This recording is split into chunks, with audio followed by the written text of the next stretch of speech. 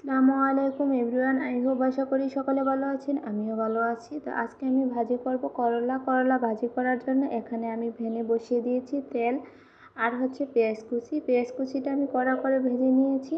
তারপরে চিংড়ি মাছটাও ভেজে নিয়েছি। এখন আমি দিয়ে দিচ্ছি করলাটা দিয়ে দিচ্ছি।